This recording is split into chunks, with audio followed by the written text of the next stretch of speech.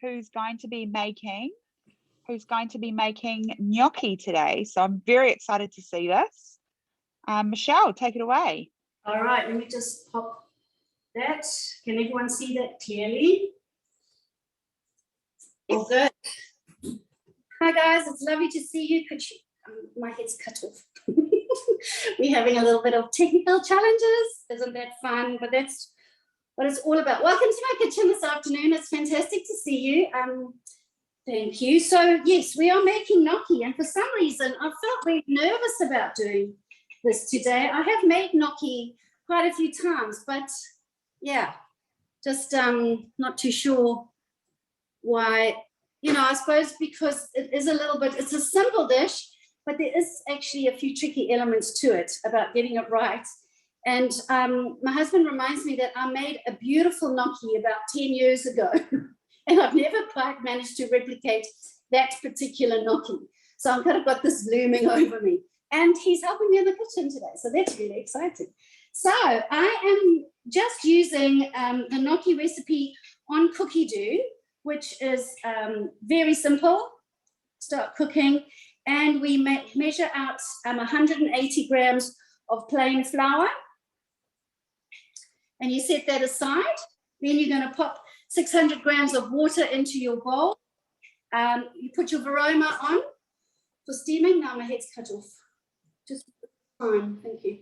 So the varoma for steaming, we're going to pop our potatoes, 500 grams potatoes. The potatoes are what the potatoes are what's really, really important when it comes to this dish. You don't want those clumpy potatoes. You want potatoes that are floury.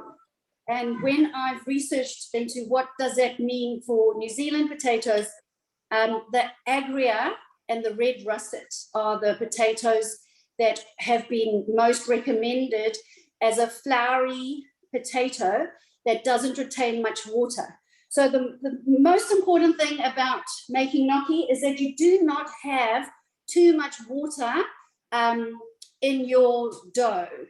So it's predominantly a potato pasta dough that we add a little bit of flour to, and you can, if you like, and it is optional, but I choose to do it, an egg, a beaten egg, and half a beaten egg for this amount of potatoes.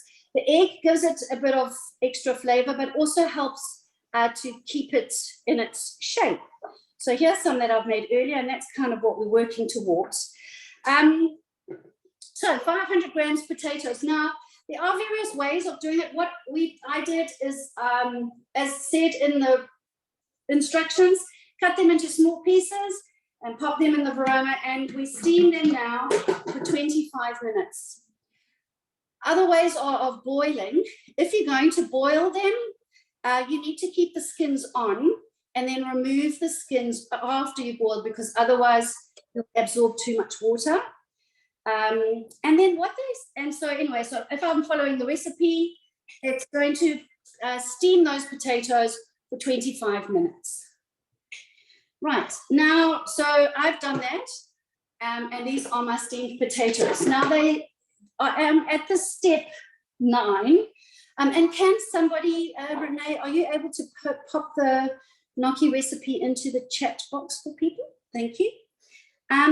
At step 9, it says to put the potatoes aside until completely cooled.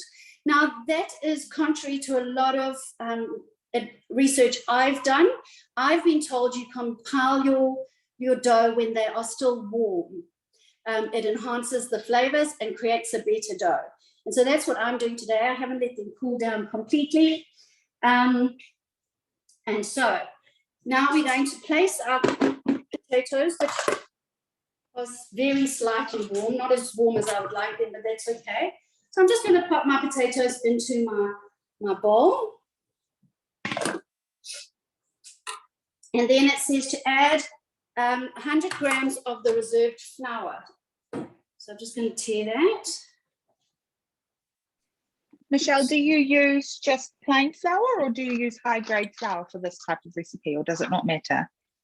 you're encouraged to use double O flour, which is your high grade flour, your bread flour. So it's a little bit stronger in the gluten. The thing is, the trick is to use as little flour as possible when making your dough. So ideally you want it to be as much potato with as little bit of flour as possible, which is going to bind it. And then obviously a little bit of egg. Some people leave the egg out totally, and I guess that's the beauty with pasta like this, is that you can play around and do what suits you best. So I'm just going to add in my flour. And that's great. And actually, babes, can you get me some semolina? I forgot. And then this recipe asks for semolina, which I really like. And they do suggest, if you are finding that your dough is too sticky, thank you, I'm just going to keep that there. If you're finding your dough is too sticky, to use rather like a semolina rather than adding more flour. So I'm going to pop what they say 2 tablespoons of semolina in. And now we're just going to mix them up together. Another trick to gnocchi is to handle this dough as little as possible. So 10 seconds mixing time.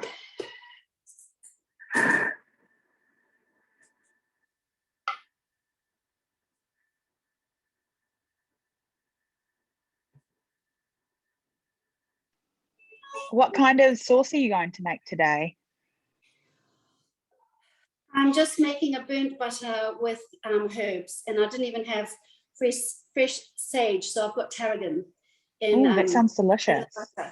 Yeah, it's one of the tricks I will tell you about along the way. So now, I'd love for anyone who has made gnocchi before to pop in the chat box what kind of sauces you put in yours. Oh yes, I always love to hear other people's recommendations. Now this recipe asks for an entire egg. So I'm suggesting you use half an egg to 2 tablespoons, because what I've got in here, and let me show you, is actually quite a nice, easily workable gnocchi dough. If I went and added, there's Elaine in the waiting room. Can someone let her in, please? Yes, she's coming in now. If I added too much egg now, it's going to become a yucky paste, and I don't want that. In fact, I think I'm going to leave it. No, I'll follow the recipe half. And that's, again, cookie dough. I cook with my heart, even though I have guided recipes. So I feel really inspired, and I'm encouraged to be creative, but then I still go with what I feel is best. I'm sure there's many of you that cook like that out there. All right, a little bit of salt. There's some good answers in the chat box. So we've got burnt butter and sage. A couple people have made those. Diane's done basil pesto made in the Thermomix, and Sandy's made Nadia Lim's tomato sauce. That sounds nice. She said that was delicious. I was actually wanting to make my tomato pasta sauce to serve it with. I thought it would be good, but that's the one that Renee ultimately rates. She does, and so do I. But yes, time just ran away with me. Okay, so we're going to pop this in, and we're going to give it a quick knead, and I'm going to reduce the time to 10 seconds.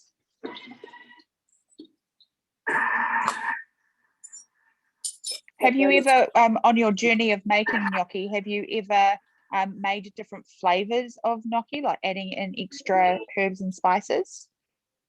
I haven't. I must admit, I haven't. And like I said, I've only made it a few times. So there we go. We've actually got a really nice dough. My previous one came out more like a paste. So I'm very, very pleased with that. And it's coming out quite nicely. So I ended up using just 1 and 2 tablespoons of a beaten egg, which has given it a little bit more of a nicer yellow color rather than the extreme white. And hopefully will help it hold its shape better. That's the reason for the egg in the first place. Okie dokes. So That's a really good dough. So you'll see I haven't kneaded it very much. It asked for 30 seconds. I didn't want to do that, just I felt that would over knead this dough, and especially as it was looking quite nice. So now what I'm going to do is I'm just going to show you how we go about shaping. Now, lots of people have a very fancy, no, when I make the pasta, thank you, like a gnocchi shaping board. So again, don't overhandle it. So I'm rolling it into this shape, the size of a finger. They suggest to work on a silicone mat, a marble board, but not wood for some reason. And I don't know exactly the reasons why. But I think that's quite a nice, what do you think, babes? I think that's quite a good. Now, I was making them too big to begin with. So when we cutting it, it's basically a finger wide and a finger in kind of depth. So they're actually quite tiny. Can you see that? They look like little pillows. They are like little pillows of deliciousness. And so you can see how you can end up with just this one recipe, quite a good, decent amount of gnocchi. Do you know if it freezes well? It does. It does. It freezes beautifully. So what they suggest is at this stage, so you want to make your shapes, and then you would layer it on, so on a baking tray like this, exactly like these, put some cling film over and pop them into the freezer like this so that they freeze independently, individually. Then once they're all frozen, then you can pop them into a Ziploc bag. But that's how you freeze them. And then when you're cooking them, it's normally the added rule for cooking frozen pasta a dough is an extra minute. But with these little beauties, they do tend to pop up when they're ready. And then I suggest give them another, maybe 30 seconds on each side. So maybe another minute, just to make sure that they're not. So now what I'm doing is I'm taking. Oh, sorry. Yeah.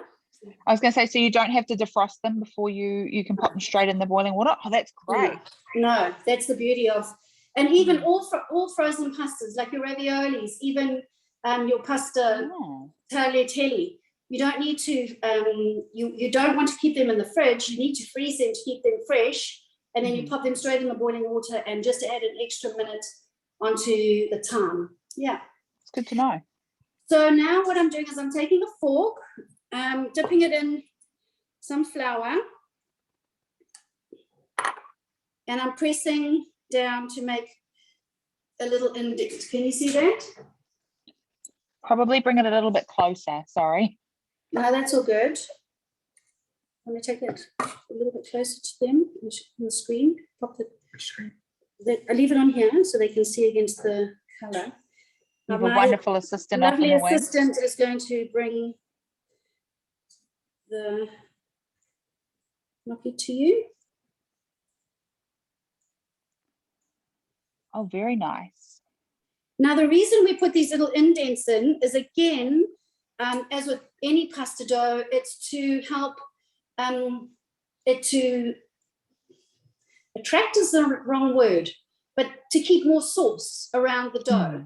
So that's why you put markings on your dough.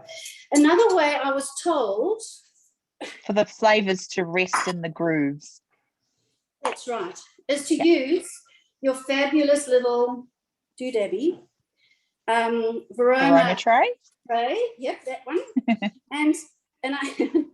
and to press it onto the dough. Yeah, I don't know if I'm that excited about it, but it does kind of give a small indent.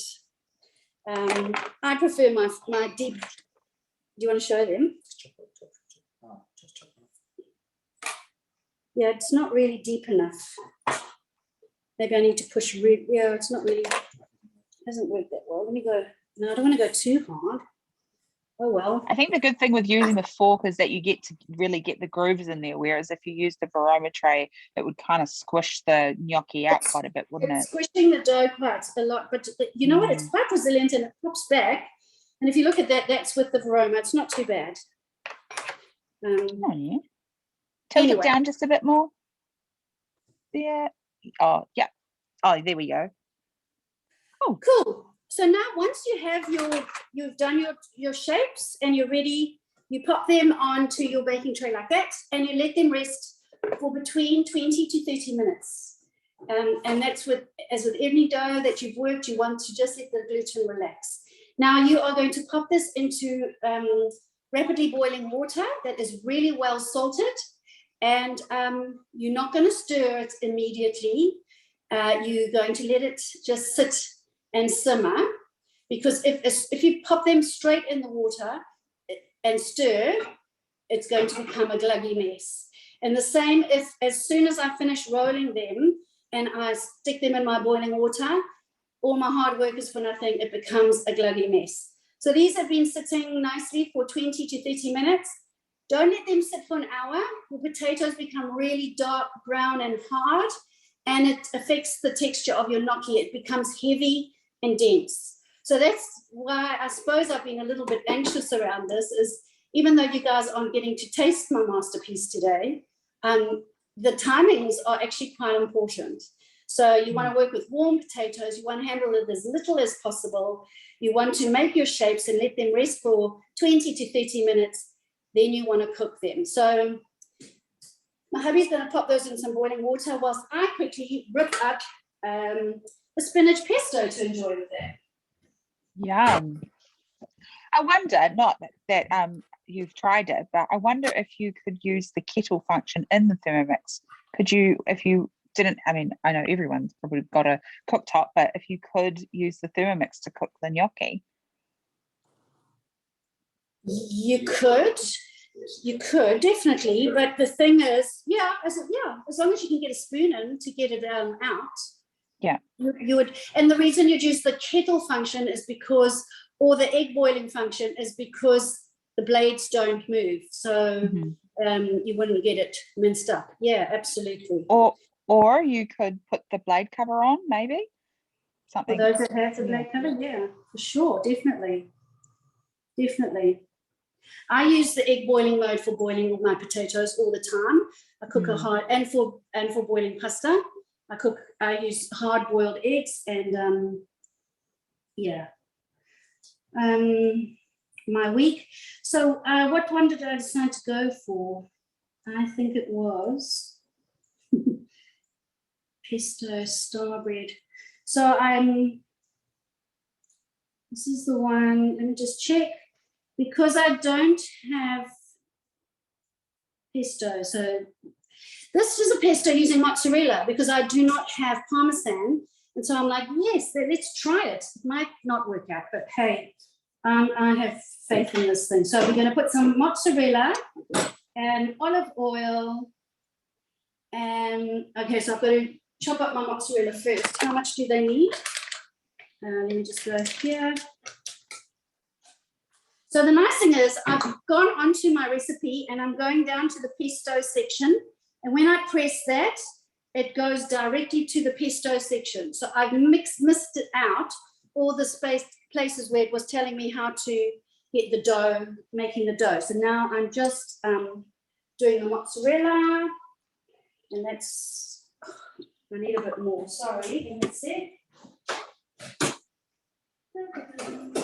I have to say, Michelle, I have come onto this gnocchi class fully intending not to make gnocchi because even in like the best restaurants, they get it wrong so often. But I am actually feeling like I might give it a go. Ditto. I'm feeling a bit inspired, to be fair. You make it look so easy. That's good. All right, so husband's saying that the gnocchi are actually already floating. So give them another minute. Now, what they suggest is never, when you're making fresh pasta or gnocchi, plonk it all into colander once you've finished cooking, it's going to, again, stick together and become a yucky mess. So once your beautiful creations, whatever it is you made, there's a step that people don't often do, and this, I reckon, really helps make a great gnocchi or pasta, and that's as soon as it's finished boiling and ready to go, we pop it into, and let me just bring my trusty, because, oops, frying pan, my electric frying pan, we're going to pop it directly into burnt butter sauce. So we're going to take it out with a slotted spoon. Hold on, I'll just turn the thing so people can see what we're doing. So Janet has said that, and it's great to have a little bit of the pasta sauce in the gnocchi as well. It doesn't matter, in the sauce here.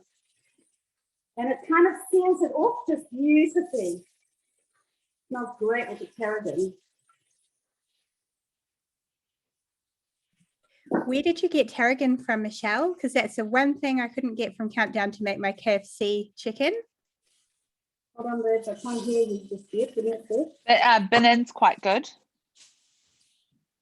Binnin or the spices section at your local. What was this? Again, where did you get tarragon from? Just my local spices section. They have them in the little baggies at Countdown. Can you hear me? I looked at Countdown Beachlands because Michelle and I live in the same town. You must have stolen it all. Sorry. Some people need toilet paper and other people need a whole cup full of tarragon. No, if anything, I stole the cinnamon. Oh, wow, that looks so good. It really does look good. So do you want to finish up the rest? Thank you. And then I'm going to make this quickly. So this is how quickly it is to make up some lovely pesto to go with the gnocchi. So I've popped some cheese in here. I'm just going to blitz that. Oops.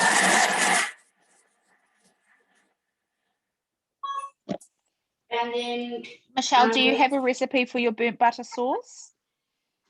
No, literally butter, heat, and whatever herbs you want to pop in there. And let it get a little bit brown. Yeah, it's easy. No recipe for that. So just feel the butter with your heart. Depending on how buttery you want it. I really encourage you to cook pasta with your heart. So 10 seconds, I've chopped up some mozzarella.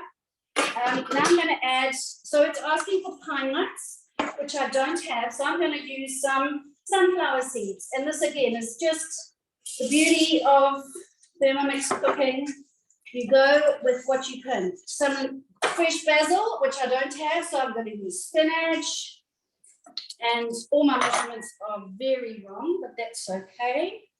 And I'm also going to pop in some almonds, because I like almonds in a pesto. There's quite a good flavor. And then it's going to asking me for some oil, 70 grams of oil.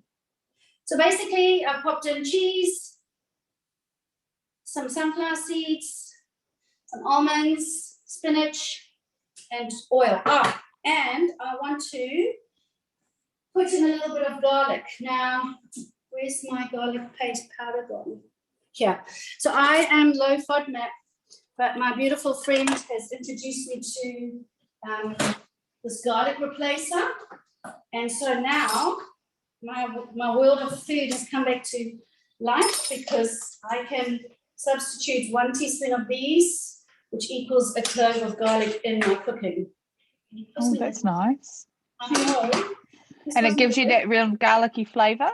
It really does. Yeah, it really does. So let's see what we get. Oh, I didn't put any salt. Can I have some salt?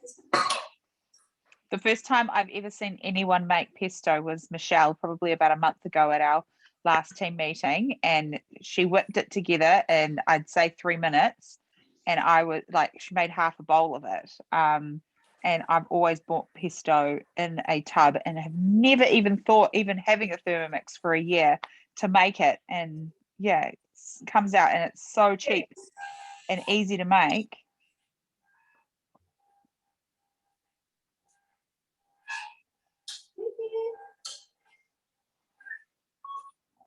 Well, good. So that was 20 seconds on speed 7.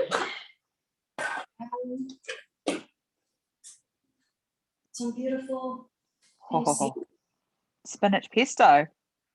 Yeah, I'm not going to light on.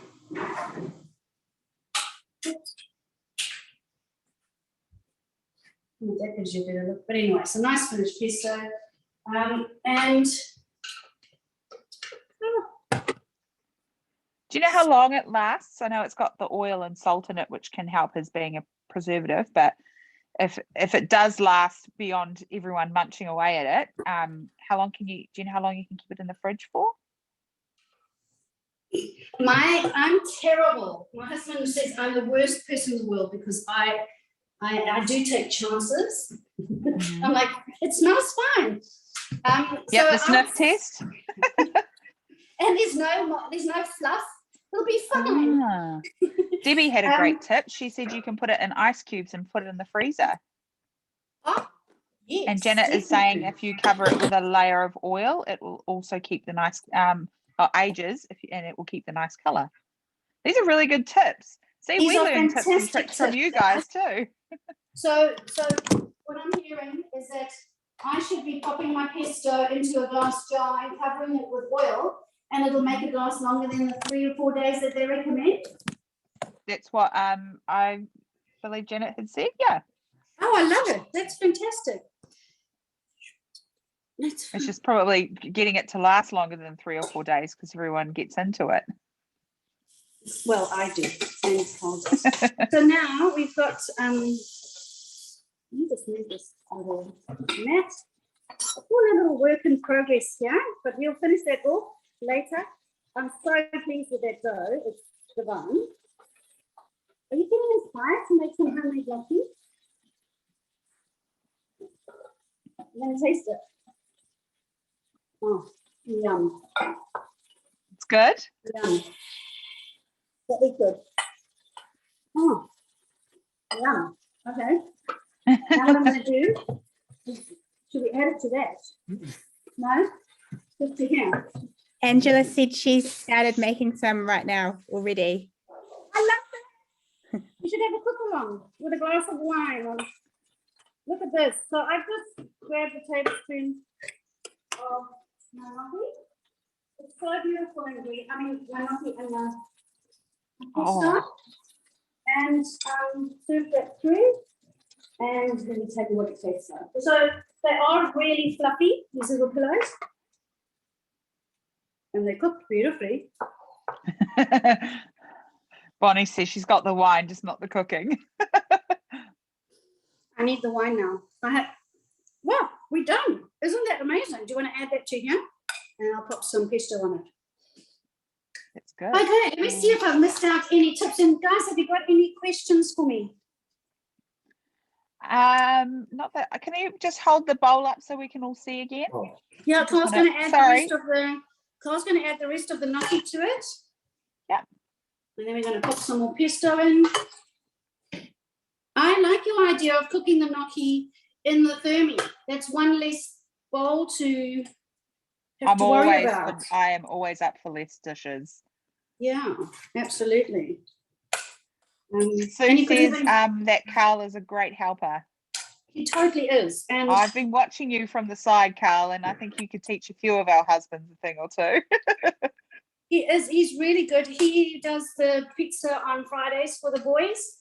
And he has a knack, and he uses semolina, and he has a whole way of doing it. And when the boys went on, it's like, have you made this pizza, Mum? I don't know how they know, but Dad's got the, want to have a taste? Tell me what you think. You have to be honest, you're on TV. Come on. So Cassia, she boiled it in water and then put them in a burnt butter sauce at the end. Yes, that's what I did. Boiled in water for about 3 minutes in the end hand, and then took them out of a slotted spoon, popped them into the burnt butter sauce with a bit of tarragon, let them sizzle there, and then added my homemade pesto, which I whipped up in under 3 minutes, I reckon.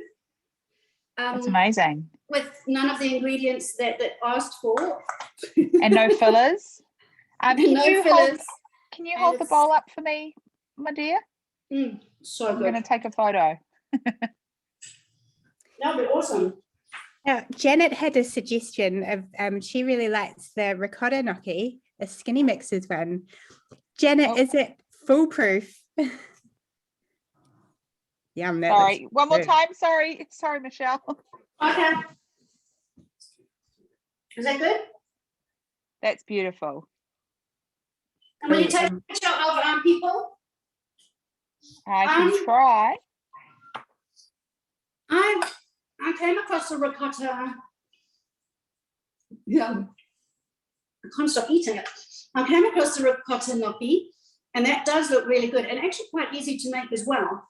So maybe we'll do that. But yeah, that's us. I just want to say thank you to my amazing team, Turbo, Rebecca, Renee, Alicia, all of the girls, Helen, Cassandra, Cornette, who am I missing out? Celine, Kiera, Kathy, just your support and enthusiasm for our classes. We've been doing these every day since lockdown.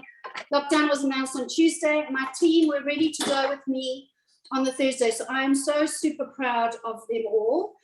So thank you. Can we all give them a little round of applause? And I really thank you, our beautiful customers, for joining us and having a brain break in the middle of the afternoon. So next week, watch out for a new event. I will share it on my ThermocookingLife page.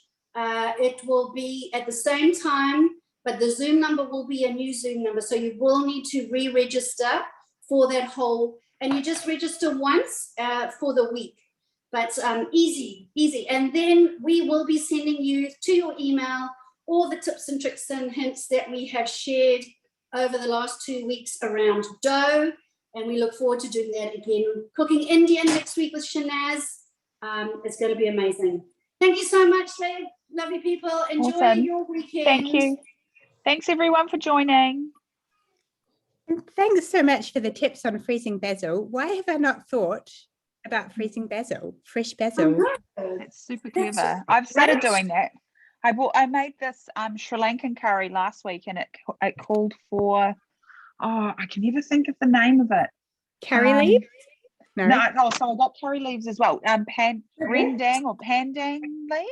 Pandang leaves, yes. Yeah. So I froze all of those.